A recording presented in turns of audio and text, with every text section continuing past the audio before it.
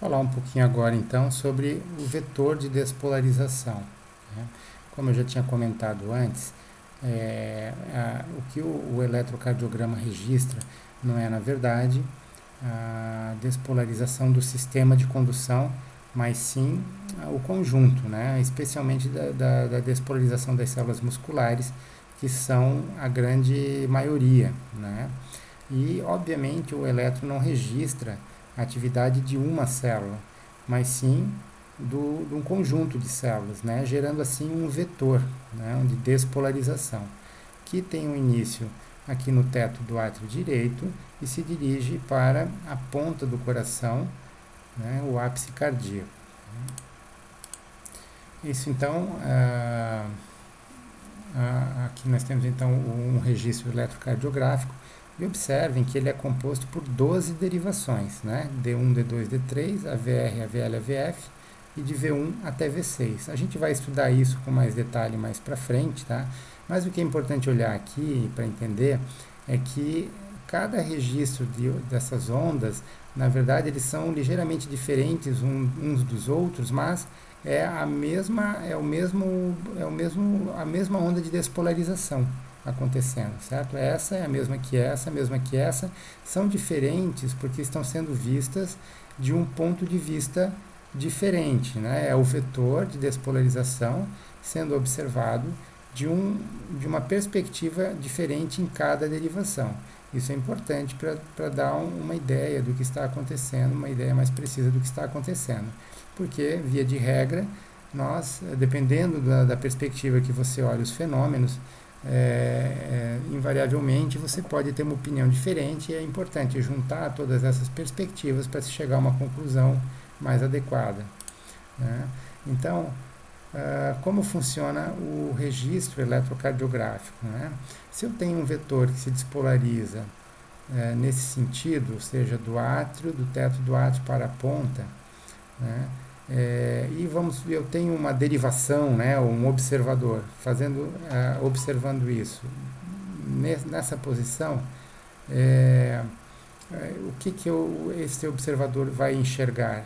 Vai enxergar a ponta do vetor vindo em direção a ele, certo?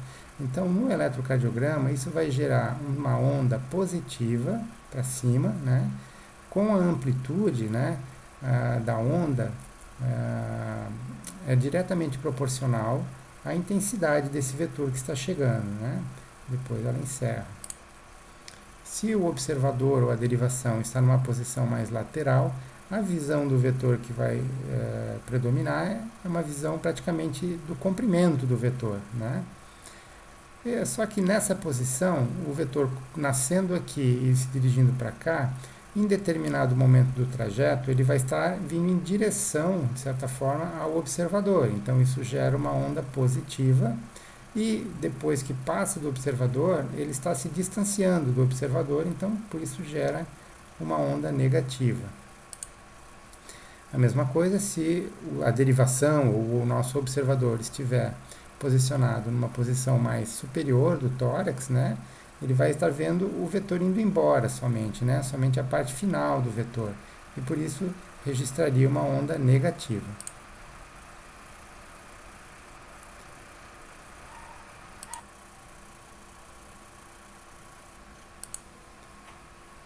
Como se faz então a obtenção do traçado do eletrocardiograma e das suas derivações? Bom,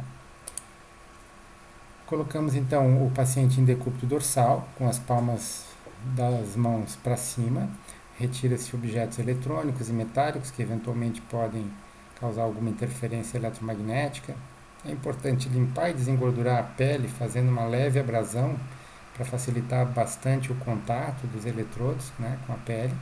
Considerar tricotomia onde é necessária.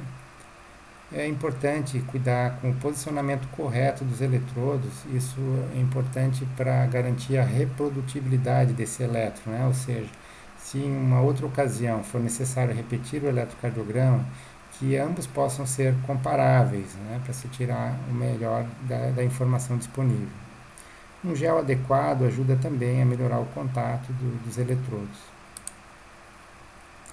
Então, na técnica padrão, o elétron utiliza 12 derivações, né? 6 derivações são chamadas periféricas, D1, D2, D3, AVR, AVL, AVF.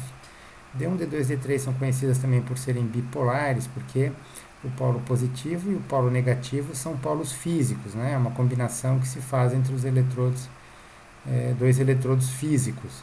Já nas unipolares, o eletrodo é o polo positivo e o polo negativo ele não existe, é o sentido oposto do eletrodo, né? As derivações V1 a V6 também são unipolares e são chamadas as derivações precordiais. Esses são então os eletrodos utilizados. Atualmente, né, nos dias de hoje, é muito frequente também o uso de esses eletrodos autoadesivos, que são descartáveis, né, também de uso bastante frequente. Embora ainda é possível encontrar esse tipo de material aqui. Esses são os eletrodos periféricos colocados nos membros, né, nos pulsos e nos tornozelos, e essas peras aqui são colocadas então na região precordial. Cada equipamento costuma ter a localização dos eletrodos, algum tipo de desenho orientando isso. Então, mas via de regra, aquele eletrodo dos periféricos, né? Coloca-se o vermelho no braço direito, o amarelo no braço esquerdo, o preto no tornozelo direito, o verde no tornozelo esquerdo, e as cores lembram aqui os times de futebol, né? Flamengo à direita e o Brasil no lado do coração, né? No lado esquerdo. Então, as derivações periféricas bipolares acabam, por exemplo, a derivação D1, ela é o resultado do polo do braço direito com o polo do braço esquerdo, onde no braço direito ficaria o polo negativo e no braço esquerdo o polo positivo. A derivação D3 seria a combinação do eletrodo do braço esquerdo com a perna esquerda, né, sendo o braço negativo a perna positivo, o polo positivo, e a derivação D2, né, o braço direito com a perna esquerda, o braço sendo o polo negativo e a perna o polo positivo. E aquele eletrodo que se coloca na perna direita, ele não tem função de eletrodo, ele é o fio terra. E como então que esse vetor de despolarização é visto pelas derivações, né? No caso dessas derivações bipolares, o vetor ele é projetado na derivação e assim ocorre então o registro, né, na derivação.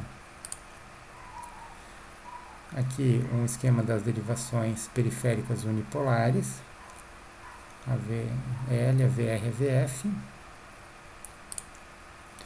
E aqui a posição dos eletrodos pré-cordiais, né, de V1 até V6.